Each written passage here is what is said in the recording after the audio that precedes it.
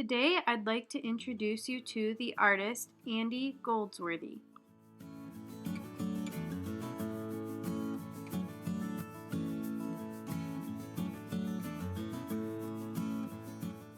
Andy Goldsworthy is one of my favorite artists.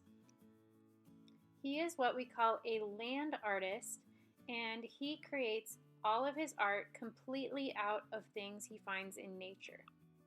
His materials often include rocks, leaves, sticks, flowers, and ice.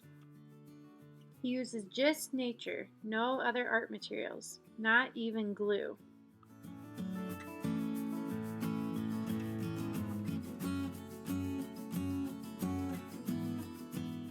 How do you think he got these leaves to stick to this tree branch? Check out this sculpture. Do you see how he uses the reflection of the lake to complete the sculpture? I can't imagine how difficult it probably was to make all of those sticks balance so nicely.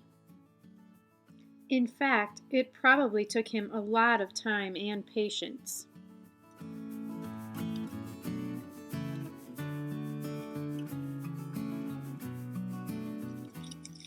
And trying again even if he failed the first time. Notice the lines and shapes in Goldsworthy's artwork. What kinds of lines and shapes do you see most often?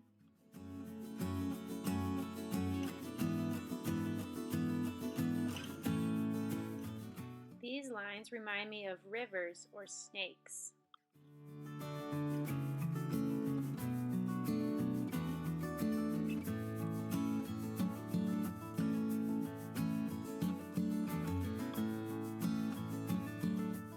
One thing Andy Goldsworthy likes to do is use radial symmetry. This is where lines, shapes, and colors are repeated around a central point. Now, I would like to challenge you to be inspired by Andy Goldsworthy's art to make your own nature art. Here are some examples by other students like you to get you thinking.